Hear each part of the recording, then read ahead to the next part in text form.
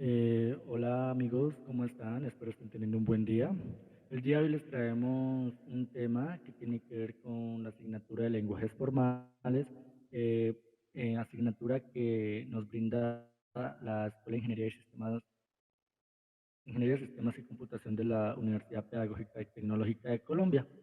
Este tema está presentado por el grupo que está conformado por Juan David Cañas Santos, José Gerardo Gómez López, Reinel Fabricio Rivera Molina y quien les habla en este momento, Didier Alejandro Bernal Velandia. El tema se llama máquinas de Moore y máquinas de Merlin. Entonces vamos a sacar una equivalencia y no siendo más, pues vamos a dar inicio. Entonces el objetivo de esta presentación será sustentar lo que se entiende como autómatas finitos. Seguido de esto, nos enfocaremos en lo que es el estudio de los modelos para seguir el diseño de cualquier autómata. También indagamos en lo que consiste cada uno de estos y vamos a presentar también la equivalencia que se generan con estos modelos. Entonces, iniciando, vamos a ver, a conceptualizar lo que sería la definición del autómata finito. Entonces, un autómata finito o máquina de estados finitos es un modelo computacional que realiza cómputos en forma automática sobre una entrada para generar una salida. Esta entrada de símbolos salta mediante una serie de estados de acuerdo a una función de transición. Bueno, entonces una vez conocemos el concepto del autómata finito, eh, vamos a ya sumergirnos en los dos tipos de autómatas o lo que son los atributos secuenciales, que sería la máquina de Merlin. Entonces, es una máquina de Merlin. Su definición es que es un tipo de máquina de estados finitos que genera una salida basándose en su estado actual y una entrada. Entonces, este modelo tiene unos componentes internos que vienen dados de la forma de sub e, que es igual a la Q, a en, sal, tran, rest y Q sub 0, que estos están como que traducidos o su significado está en un lenguaje natural, no técnico. Entonces, en este caso, la Q es el conjunto de estados en donde, en donde bueno, en este se definen los estados del estructuramiento del lenguaje. Tenemos lo que son el ente, que es el alfabeto de entrada, que en este caso, si habláramos en un lenguaje más técnico, sería el sigma. Este es un conjunto finito, el cual será parte del conjunto que nos permitirá generar transiciones. Luego tenemos lo que son la parte del SAL, que son las salidas, que este es un conjunto finito también, al cual lo llamaremos el alfabeto de salida. Luego tenemos lo que es el TRAN, que sería la transición, que si habláramos en un lenguaje técnico sería la T mayúscula, el cual por medio de las combinaciones de ese sigma, esto nos dará una respuesta para poder generar una salida. Eh, ya finalizando con esto, pues tenemos lo del Q sub 0, que este sería el lenguaje técnico, el S sub 0, ese es el estado inicial, donde obligatoriamente tiene que pertenecer al grupo S, o en este caso, en el lenguaje natural, al grupo de todos los Q sub 0 tienen que, bueno, el Q sub 0 tiene que pertenecer a la Q. Eh, bueno, entonces ya una vez sabemos los componentes internos y características, vamos a ver el concepto de las máquinas de Moore. Entonces, una máquina de Moore es similar a una de Merlin, salvo que en este la respuesta solo dependerá del estado actual de la máquina y es independiente a la entrada. ¿Qué quiere decir? Que las salidas del circuito dependen solamente del estado interno. Entonces, precisamente una máquina de Moore es una estructura de la siguiente forma. Entonces, tenemos los componentes internos que vienen dados de la forma de sub 0, en el cual también tenemos un conjunto de estados, eh, un alfabeto de entrada, alfabetos de salida, la función de transición, la función de respuesta y lo que es el estado inicial.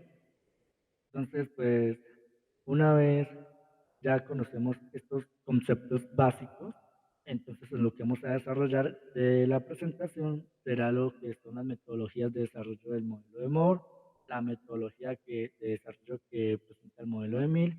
Vamos a ejemplificar y vamos a concluir.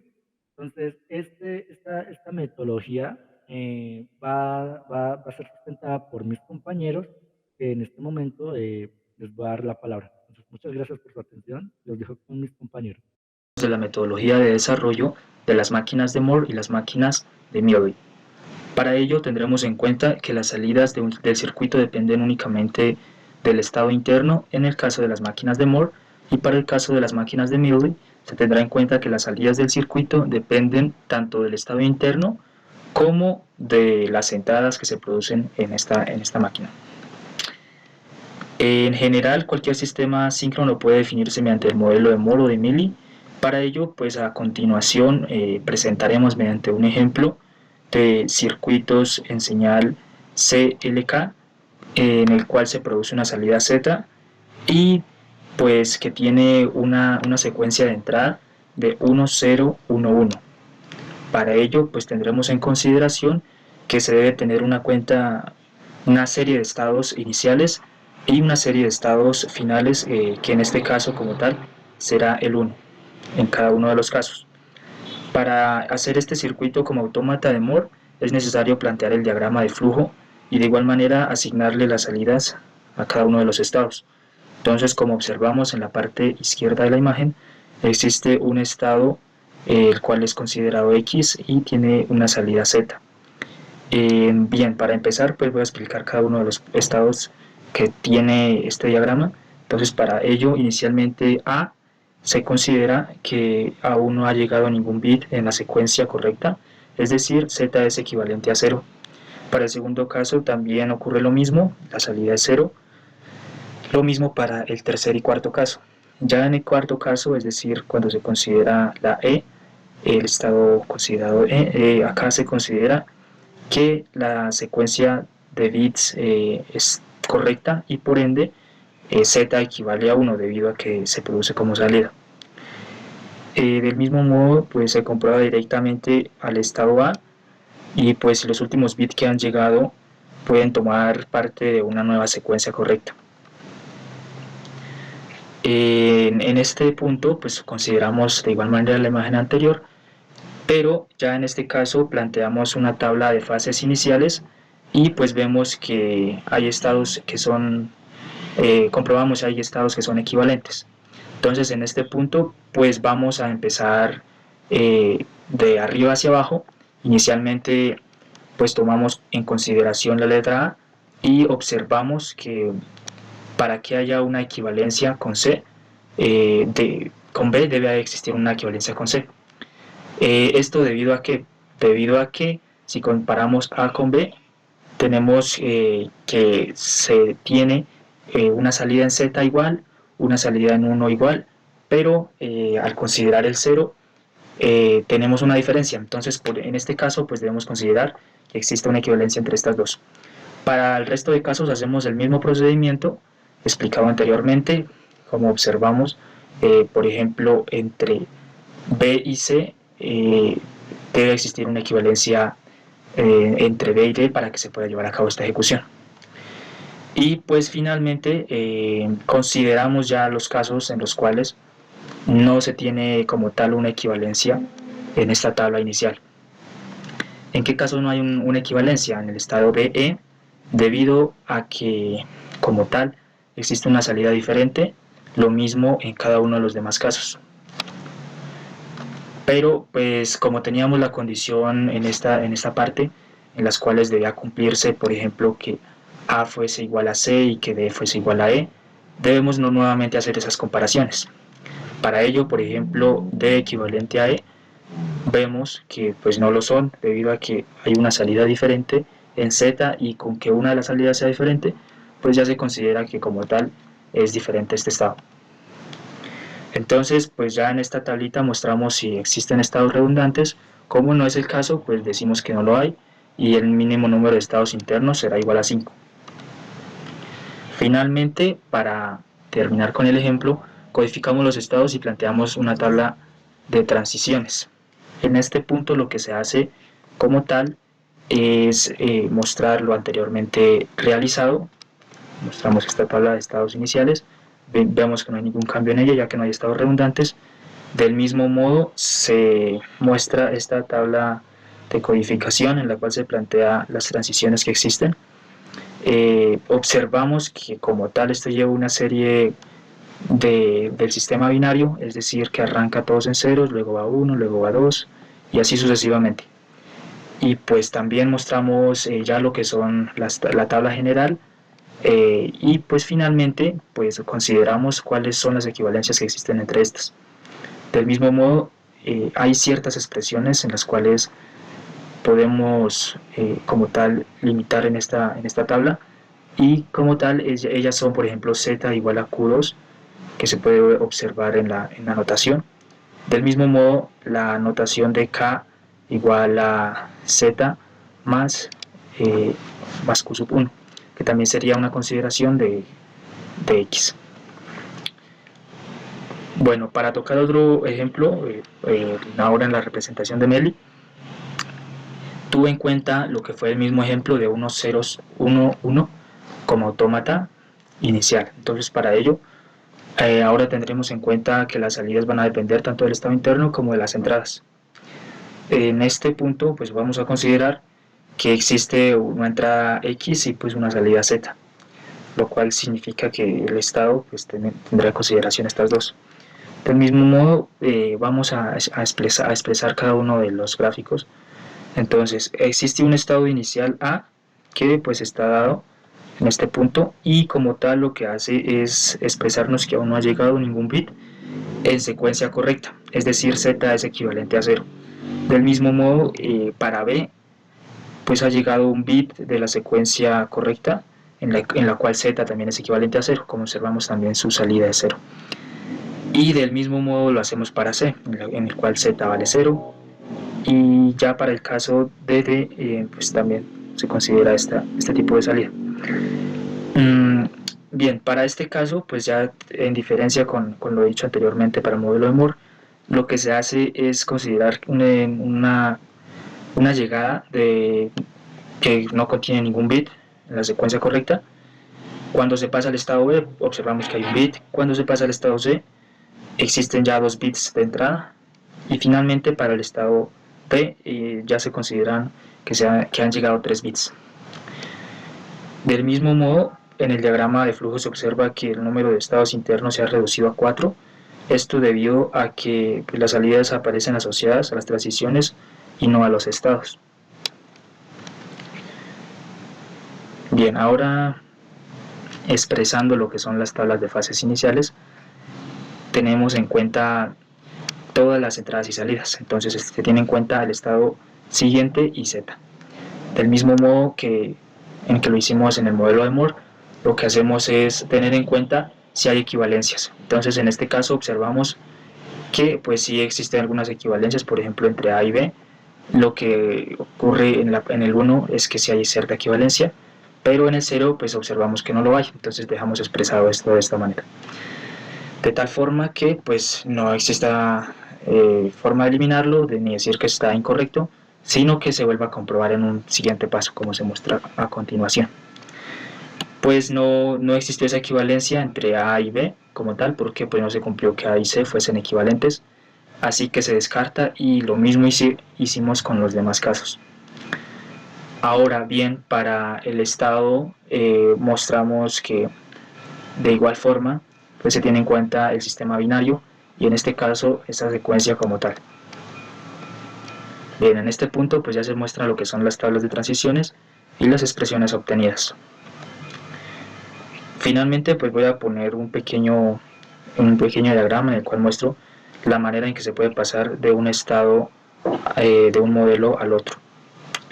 Entonces en este punto pues se considera que al pasar de un modelo de Moore a Meli, lo que se hace es considerar inicialmente ese estado inicial que se tiene en este punto, para posteriormente mostrar las salidas que se obtendrán. Entonces acá se considera, en ejemplo, que A tiene la salida de 0, y pues Lo mismo para las demás, la única que cambia en este caso sería E, ya que como observamos, en este punto E tiene una salida de 0, de 1, perdón, y el resto tiene una salida de 0. Ahora B y E son equivalentes debido a que como tal se considera una simplificación en el modelo. Si vemos B y E, pues tienen las mismas salidas como tal. Entonces dejamos uno de los dos y obtenemos el diagrama. Bueno, buenas tardes, ingeniero y compañeros. Mi nombre es Reinier Fabricio Rivera Molina y continuando con nuestra exposición de máquinas de Mil y máquinas de Moore, yo vengo con un pequeño ejemplo para explicarme más o menos cómo es el funcionamiento con un ejemplo ya poco práctico, los ejemplos que encontramos como más didácticos y prácticos para que pudiéramos todos entender el tema con respecto a las máquinas de Mil. En este caso, quiero hacer un pequeño, digamos, recorderis de lo que venían mencionando mis compañeros anteriormente del funcionamiento de las máquinas de Mil y Moore. Respecto pues a la salida, recordemos que en la máquina de Mil la salida depende pues del estado actual y de la entrada, mientras que para Moore, en el caso de Moore, la salida depende exclusivamente del estado actual, a diferencia de Mil que depende del estado actual y de la entrada. Bueno, ya explicado esto, voy a explicarles con este ejemplo de que la máquina, en este caso de Mil, detecte el código 1101. Bueno, para ello creamos pues una tabla de estados, como lo pueden ver. Pues creamos 4 estados: el estado Q0, el estado Q1, el estado Q2 y el estado Q3, porque pues son 4 bits que tiene que recibir la máquina, ¿no? Bueno, para este caso tenemos 4 columnas. Las 2 primeras columnas, en este caso las de la izquierda, es para cuando la máquina detecta un 0. Y las 2 columnas de la derecha es cuando la máquina, las vamos a usar cuando a la máquina le entra pues un 1. Entonces pues digamos que como inicialmente el código es 11, entonces tiene que iniciar con 1. Entonces en este caso a la máquina, si siempre le entra un 0, pues va a volver a su estado inicial 0. O sea, siempre va a volver al estado inicial. ¿Por qué? Porque pues no es lo que se le está pidiendo. Se le está pidiendo un 1, que detecte un 1, que es el código que debe detectar inicialmente. Entonces si iniciamos siempre con 0, pues la máquina va a retornar al estado inicial 0. Q0. Entonces, pues, a diferencia de la parte derecha, que digamos, en ese caso, si a la máquina le entra un 1, ahí sí tiene que empezar su secuencia natural. Pero hay la excepción, que como recordamos que es 110, que sería el estado Q3, entonces si a la máquina le entra un 0, en el estado Q3 tiene que pasar, continuar su secuencia normal. A viceversa, que pues si en el estado Q3, que es en este caso que se explica, le entra un 1, entonces si al entrar el 1 tiene que volver al estado Q0. E igual ya más adelante se los trataré de explicar de una forma más didáctica para que pues logremos entender muy bien el ejemplo. Pero pues así explicándolo de forma teórica funcionaría de esa manera en el caso de la máquina de Mil. Entonces pues procedo a explicarse de una forma didáctica o a la práctica, por decirlo así. Entonces pues recordemos, si a la máquina le entra un 0, como no es el estado, por decirlo así, el estado natural de funcionamiento o la secuencia que debe seguir en bits, entonces pues si le entra un 0, en este caso le entró 0 a la máquina, retorna, como lo pueden ver, retorna al estado Q0, porque no es lo que se le está pidiendo, entonces tiene que retornar a su estado inicial. Ahora bien, si le entra un 1, empieza su funcionamiento normal y así continúa. Entonces le entró un 1, funciona normal, otro 1 continúa su secuencia pues, natural, como lo mencionaba anteriormente, pero en este caso le entró 1, y le entró otro 1, pero vuelve a entrar un tercer 1, como lo explicaba, entró 1, acá entró 1 normal, otro 1 normal hasta ahí, pero al entrar otro 1, como podemos ver, la máquina tiene que retornar al estado Q0, o sea, pues reiniciarse por decirlo así, porque no es lo que se le está pidiendo. Porque recordamos que era 1101, entonces pues inició normal 1, otro 1, hasta ahí bien, pero al entrar otro 1 ya no tiene un funcionamiento natural, sino tiene que volver al estado Q0, porque ahí pues ahí ya es como el error, por decirlo así. Ahora bien, En este caso, si usamos una secuencia normal que sería 1, que detecte 1, nuevamente 1, nuevamente 1, 1, nuevamente 1. Pero en este caso, anteriormente, en este caso en Q3, si ingresábamos un 1, retornaba Q0, pero como en este caso si ingresamos un 0, que fue la excepción que les expliqué teóricamente en la tabla, si ingresa un 0, ahí sí continúa su curso natural, por decirlo así, y al ingresarle un cuarto 1, porque anteriormente ingresamos 1, 1, 0, que fue la excepción de la tabla, y nuevamente 1, termina su secuencia normal. Entonces, al ingresar el 0, entonces ya pasaría aquí a Q2, que sería su estado natural, y al ingresarle un otro 1, regresaría a Q0, pero concluyendo de forma correcta la secuencia del código 1101. Gracias por su atención. Bien, ahora hablaremos de las aplicaciones que tienen las máquinas de Mealy y de Moore.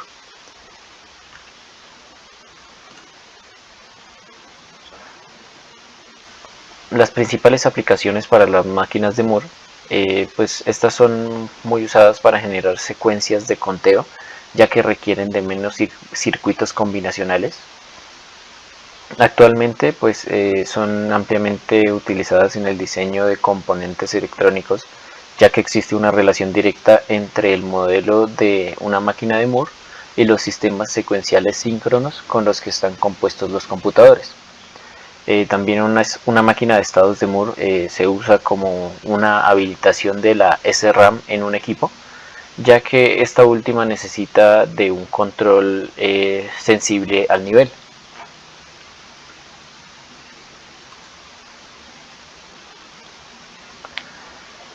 Ahora las máquinas de Mealy, pues inicialmente fueron el primer modelo matemático rudimentario que se hizo para las máquinas de cifrado, las cuales fueron usadas desde los años 50 en ámbitos de la guerra.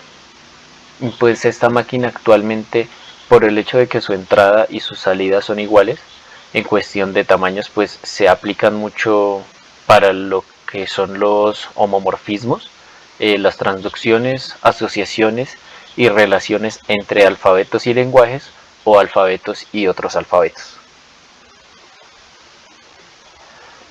Ahora bien, en conjunto las máquinas de Mealy y de Moore se usan en los procesadores debido a su propiedad de tener muchos estados. Hay bastantes escenarios prácticos en los que las máquinas de estado ayudan a resolver pues, cuestiones cotidianas. Por ejemplo, la implementación de funcionalidad de un ascensor utilizando una máquina de estados. También cualquier máquina expendedora es un autómata finito que toma monedas de diferentes denominaciones y reconoce cuándo se ha introducido la cantidad correcta. También cuando se realiza una búsqueda, y en particular una búsqueda de patrones, en un editor o herramienta, el patrón se traduce en una forma de máquina de estados finitos que hace la coincidencia. De igual manera, pues la parte del análisis léxico de un compilador pues es un nuevo autómata finito que hace coincidir palabras claves y otros tokens reconocidos por un lenguaje. Ahora, para concluir, encontramos que las máquinas de Mealy tienen una salida la cual depende del estado actual y de las entradas, mientras que en las máquinas de Moore la salida depende solo del estado actual. También por lo regular las máquinas de Moore tienen un número de estados mayor a o igual a su equivalente en una máquina de Mealy, y por lo general las máquinas de Moore son mucho más estables. También tenemos que las máquinas de Mealy pueden ser relativamente más rápidas que las máquinas de Moore al momento de realizar sus operaciones. Las máquinas de Mealy responden a las entradas más rápidamente y todas tienden a responder de la misma manera.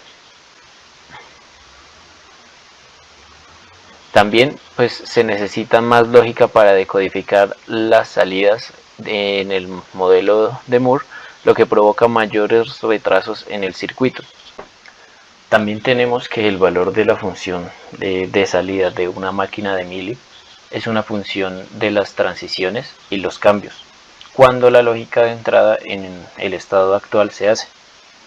También que cuando se producen cambios de estado en una máquina de Moore, el valor de la función de salida es una función del estado actual y los cambios en los bordes del reloj.